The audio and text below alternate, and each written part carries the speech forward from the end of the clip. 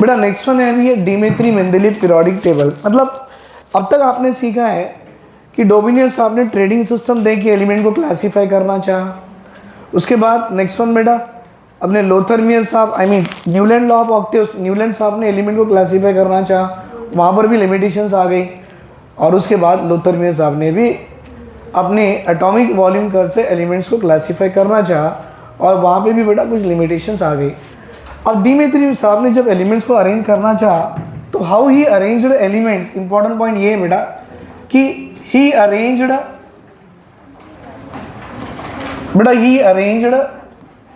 63 elements. जब इनको element को अरेंज करना था तो उस वक्त में सिर्फ 63 एलिमेंट्स अवेलेबल थे बेटा। He arranged 63 elements in the increasing order of their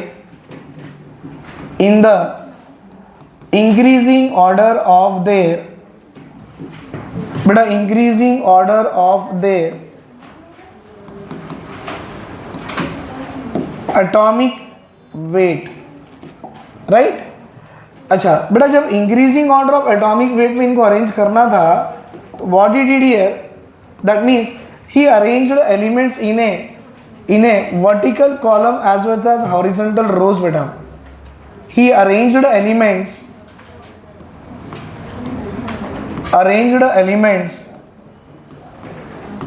in vertical column। बेटा ये एक्चुअल में देखे जाए ना वर्टिकल कॉलम आपके पास ओनली 8 है, लेकिन अपनी एनसीईआरटी 9 लिखती है क्योंकि अपनी एनसीईआरटी ने नोबल गैस एलिमेंट को इंक्लूड कर दिया है।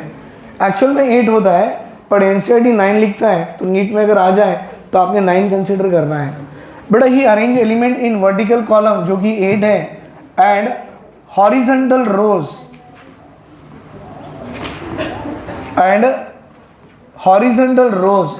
बेटा हॉरिजॉन्टल रोज 7 होते हैं।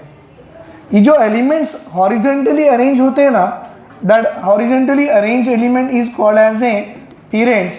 मतलब आपको अंदाजा लग ही गया कितने पीरियड्स है बेटा पीरियोडिक टेबल में, 7। और वर्टिकल कॉलम में जो एलिमेंट्स अरेंज होते हैं that is called as a groups. और ये ग्रुप्स होते कितने बेटा पीरियोडिक टेबल में, दैट इज 8। लेकिन अपनी एनसीईआरटी ने 9 इंक्लूड कर दिया है, मतलब उन्होंने नोबल गैसेस इंक्लूड कर दिया है। क्योंकि जब अपने मेंडेलीव साहब ने एलिमेंट्स को अरेंज किया उस वक्त में नोबल गैस का डिस्कवरी नहीं हुई थी। तो ये था सेकंड पॉइंट बेटा, he arranged elements in vertical column as well as in the horizontal rows, that is the groups as well as in the periods. बेटा यहां पर ग्रुप्स कितने होते हैं ध्यान से देखना, it is having 8 groups and each group is subdivided into 2 sub group. बेटा each group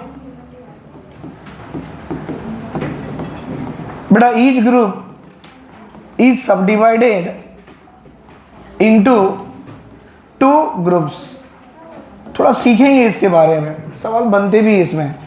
What does it means? जैसे कि मैं आपको यहाँ बताऊँ बेटा, ये मेरे पास में ग्रुप 1 है, फिर यहाँ पर मेरे पास एक ग्रुप 2 है, फिर यहाँ पर मेरे पास ग्रुप 3 है, ऐसे चलते जाएंगे अप टू 8 ग्रुप तक। उन्होंने बोला each group is subdivided into 2 sub group. बेटा मतलब ये ग्रुप जो दिख रहा है ना, इसके 2 पार्ट बन गए। I should call it as a 1A as well as I should call it as a 1B। बेटा यहाँ देखिए ग्रुप 2 जो है इसके 2 पार्ट बन गए, that is called as a 2A and it is called as a what 2B। इस तरह से इन्होंने ग्रुप को सब डिवाइड कर दिया बेटा A एंड B में। ये जो आपके A वाले ग्रुप के जो एलिमेंट्स होते हैं ना, A वाले बेटा दिस ग्रुप A वाले सारे एलिमेंट्स को आप बोला जाता है that is called as a representative elements, that is called as a what representative elements. और जो आपके ग्रुप B वाले जो होते हैं ना, that is called as a what transition elements, that is called as a what transition elements. So did you understand बेटा, मैंने अब तक ये बताया मेंडेलीव साहब ने एलिमेंट्स को अरेंज कैसे किया। Vertically arrange element called as a group कितने हैं 8, और अपनी एनसीईआरटी लिखता है 9, तो आपने 9 याद रखो। He arrange element in the horizontal rows, कितने हॉरिजॉन्टल रोज हैं 7, right. 7 horizontal rows are called as a period. But इन्होंने ये भी बताया कि एक एक ग्रुप को सब डिवाइड कर दिया दो पार्ट में, that is A and B. जो एलिमेंट्स आपके ए में आते हैं they are called as a representative element, और जो एलिमेंट आपके बी में आते हैं they are called as a what, transition element. इस तरह से इन्होंने एलिमेंट्स को अरेंज कर दिया in the group what is that, A and B. अब इसके आगे बेटा देखो मैंने कितनी जो पॉइंट्स लिखा है ये बड़े इंपॉर्टेंट और इसके मेरिट्स होते हैं किसके, डिमिट्री मेंडेलीव के। He arranged 63 elements in the increasing order of their atomic weight. He arranged elements in the vertical column as well as the horizontal rows. बेटा vertical column called as a group, horizontal rows called as a period. बेटा यहाँ पर each group is subdivided into two group A and B. Element kept in the group A is called as a representative and B is called as a transition. अब देखो बड़ा interesting point ये है इसमें बेटा he left some gap in the periodic table. मतलब जब वो एलिमेंट अरेंज कर रहे थे पीरियोडिक टेबल में उनको ऐसे लगा कि ये एलिमेंट की कोई एटॉमिक वेट अवेलेबल ही नहीं है जो मैं इस पर्टिकुलर प्लेस में रख पाऊँ, तो उन्होंने वहाँ पे कुछ गैप छोड़ दिया। ही लेफ्ट सम गैप, बेटा he left some gap in the periodic table while arranging the elements which is called as, बेटा वो जो गैप है ना that gap is called as इका। इका मतलब इसके बाद, इका मतलब इसके बाद। बेटा यहाँ पर अगर आपको कहीं बच्चों को थोड़ी भी आइडिया होगी, देखो बेटा boron, aluminium, gallium, indium, thallium, आपको ये भी मालूम होगा carbon, silicon, germanium, tin and lead. बेटा उस वक्त में है ना एल्यूमिनियम के नीचे में गैप छोड़ दिया था, सिलिकॉन के नीचे में भी गैप छोड़ दिया था। तो उन्होंने किसके नीचे गैप छोड़ा, एल्यूमिनियम के नीचे गैप छोड़ा। तो उन्होंने बोला भाई इका एल्यूमिनियम, उन्होंने बोला इका एल्यूमिनियम, मतलब एल्यूमिनियम के नीचे में गैप है। और कुछ सालों के बाद उस एल्यूमिनियम की जगह पे एक एलिमेंट डिस्कवर हो गया जिसकी एटॉमिक वेट उससे मैच कर रही थी, वो एलिमेंट था बेटा गैलियम। इका aluminium is called as a what, gallium.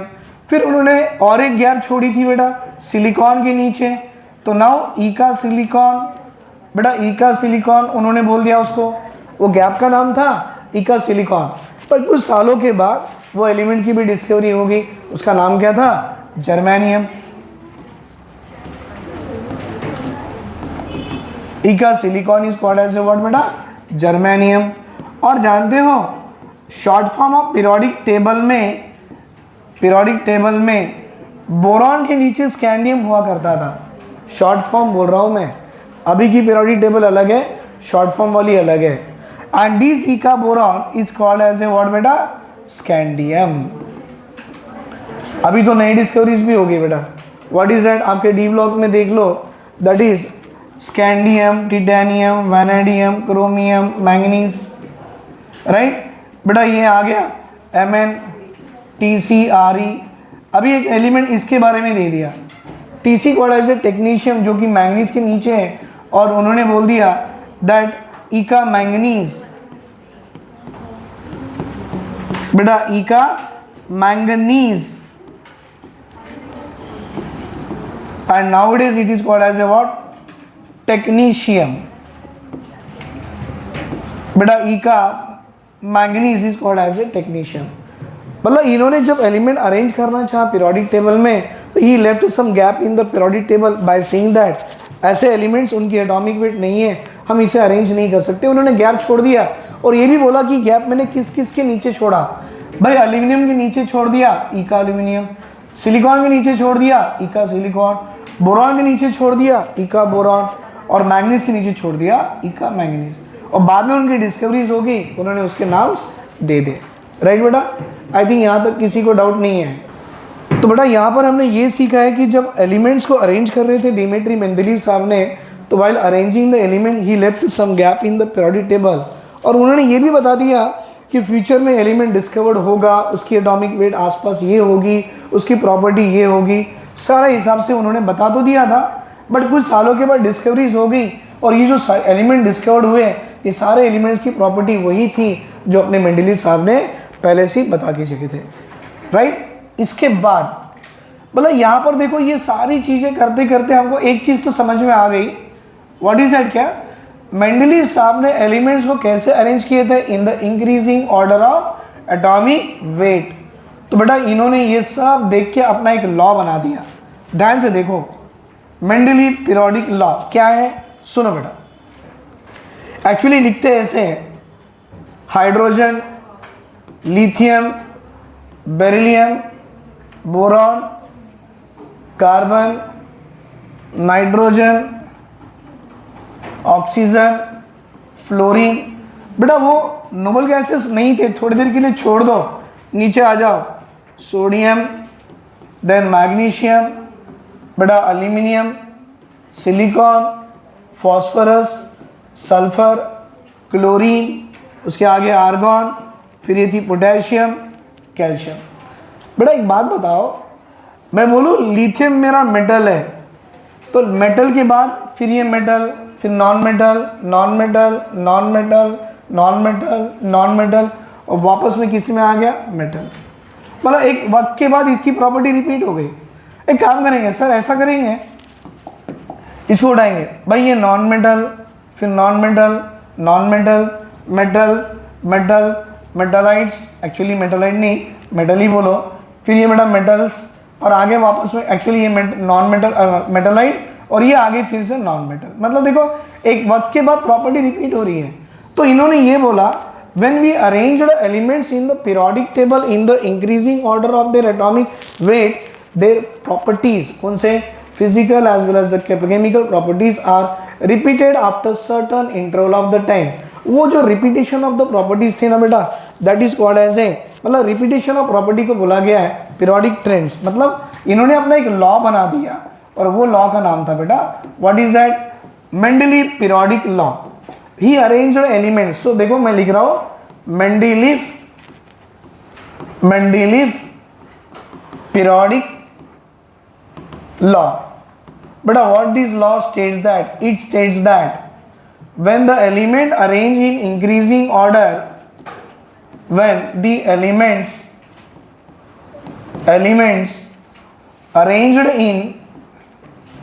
Arranged in increasing order of their atomic weight, increasing order of their atomic weight, the physical and chemical properties are repeated after certain interval of the time। The physical and chemical properties of the element, physical and chemical properties of the element are repeated after certain interval of the time, after certain interval of the time। मतलब कुछ वक्त के बाद वो property बार बार repeat हो रही थी, और जो प्रॉपर्टी बार बार रिपीट होती है ना कुछ समय या कुछ वक्त के बाद में, that is called as a periodic functions. तो इस डेफिनेशन को और अलग तरीके से लिख सकते हैं। व्हाट इज दैट, बेटा डेफिनेशन ये है, what is that, the physical and chemical properties, देख लो बेटा, फिजिकल एंड केमिकल प्रॉपर्टीज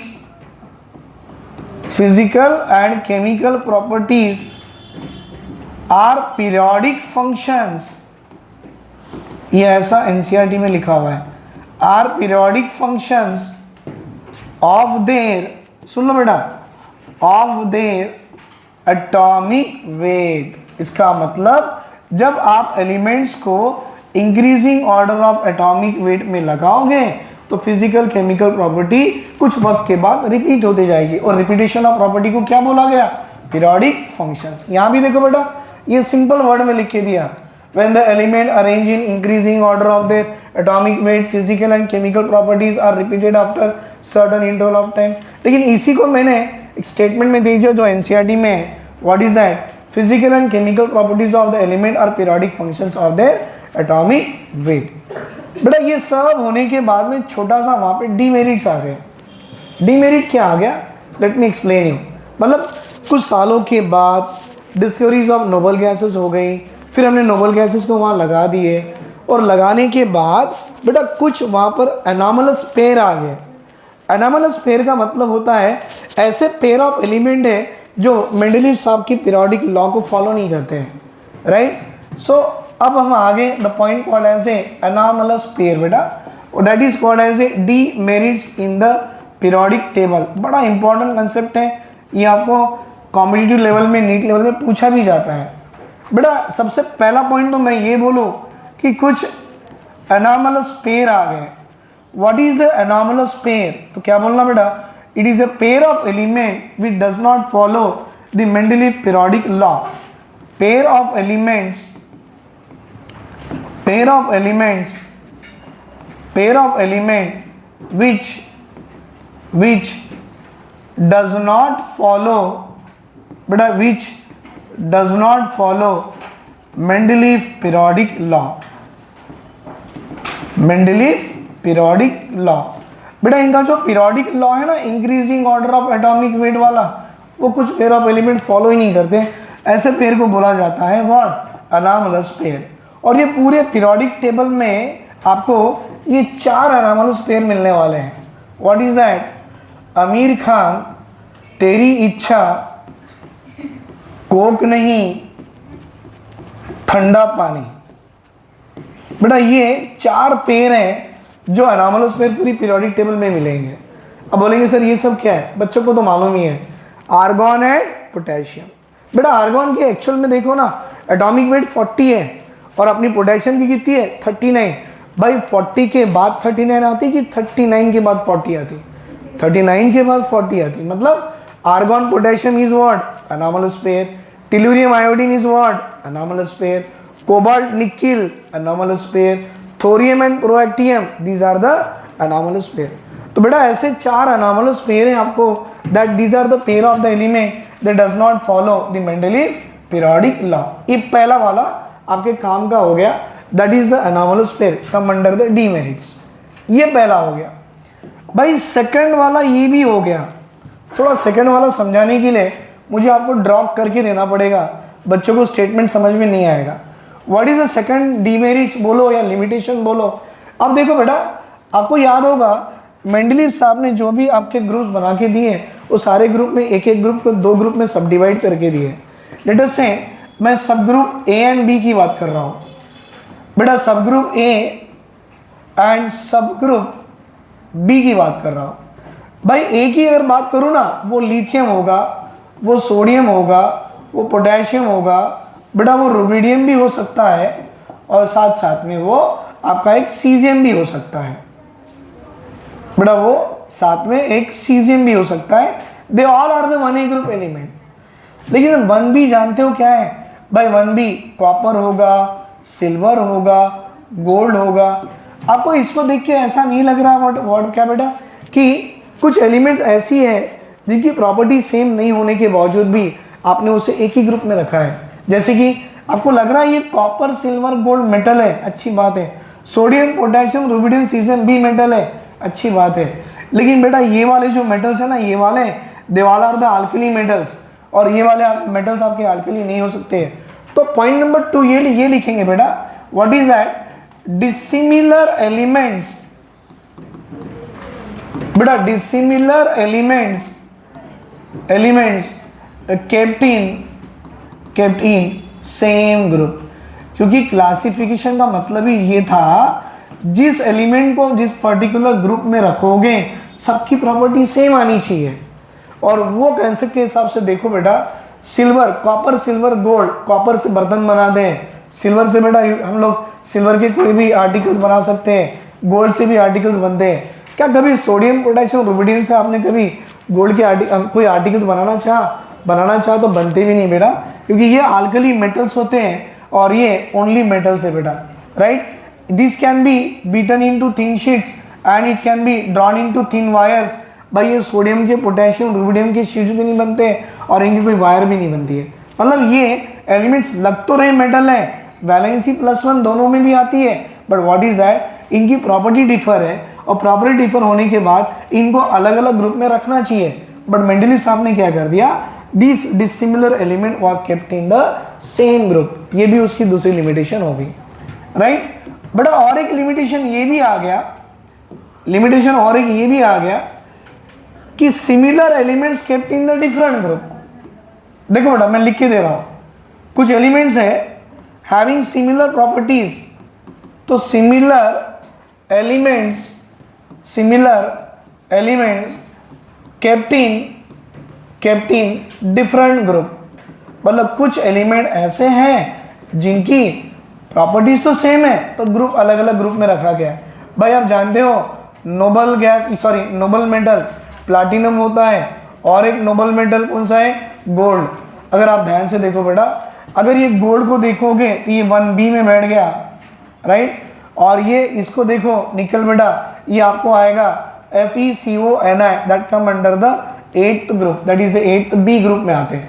तो देखो ये दोनों एलिमेंट की प्रॉपर्टी सेम है, क्यों कि दोनों के दोनों क्या है, they both are the noble metals है, और नोबल मेटल्स की प्रॉपर्टी सेम होने के बावजूद भी इनको हमने कहाँ अरेंज कर दी बेटा, they arrange in the different group. It is also one of the limitations in the Mendeleev periodic table, right beta। and one more property is that for the what we can say the demerits बोलो, हाँ demerits only of the Mendeleev periodic table बेटा वो है कि अब तक place of hydrogen was not certain, मतलब till now nobody decided what is the place of the hydrogen in the periodic table। बेटा हाइड्रोजन को आप 1A ग्रुप में भी लगा सकते हो और हाइड्रोजन को आप 7th ग्रुप में भी लगा सकते हो। What is that, the hydrogen it may be place on a 1A group और it may be place on a 7th group. बेटा 1A ग्रुप में आ रहा तब उसकी वैलेंसी +1 होगी अल्कली मेटल, 7th ग्रुप में आ रहा तब उसकी वैलेंसी -1 होगी, and that is called as a hydride. बेटा और एक बताएंगे कि there is no place for the isotopes, बेटा there is no place for the isotopes in the periodic table, बेटा पीरियोडिक टेबल में अगर आपको आइसोटोप्स को लगाने हैं ना, आप लगा ही नहीं सकते हो। देखो आप जानते हो प्रोटियम, ड्यूटेरियम, ट्रिटियम, बेटा ये रहा प्रोटियम, ये रहा ड्यूटेरियम और ये रहा ट्रिटियम। बेटा इनको आप पीरियोडिक टेबल में बिठा ही नहीं सकते हो, because we don't have any place for the isotopes in the periodic table. तो ये सारे जो कंसेप्ट मैंने लिखा के दिया ना बेटा, ये थे अपने मेंडलीव पीरियोडिक टेबल और मेंडलीव पीरियोडिक लॉ और उनके हिसाब से arrangements of the elements in the periodic table, right. अब हमको इनकी जो लिमिटेशंस जो थे इसको ओवरकम कराने के लिए और एक थ्योरी एग्जिस्ट, आई मीन और एक पर्सन ने अपना एक पर्टिकुलर लॉ दिया और उनका नाम था बेटा मॉसली। और मॉसली ने बेटा सारे एलिमेंट्स की एटॉमिक नंबर की डिस्कवरी करा लिए, और एलिमेंट के एटॉमिक नंबर डिस्कवर कराने के बाद इन्होंने सारे एलिमेंट को increasing order of atomic number में अरेंज कर दिए, और वो करने से जितने भी डीमेरिट्स या लिमिटेशन अब तक आए थे सारे अपने आप क्लियर हो गए। And that we are going to learn now, that is a Dmitri Mendeleev periodic table, sorry Moseley periodic table. But actually उसको मॉसली पीरियोडिक टेबल ने अपना नाम नहीं दिया, उन्होंने बोला that is called as a modern periodic table और long form of the periodic table, that we are going to see now. यहाँ तक बना लो बेटा।